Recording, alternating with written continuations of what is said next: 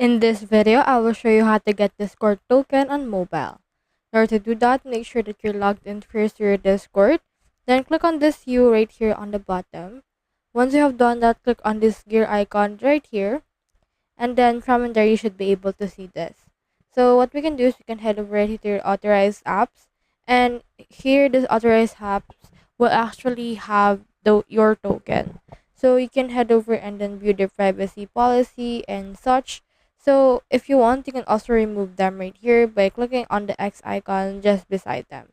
So I'll head over and delete this one and then click on this deauthorize and then they will be removed.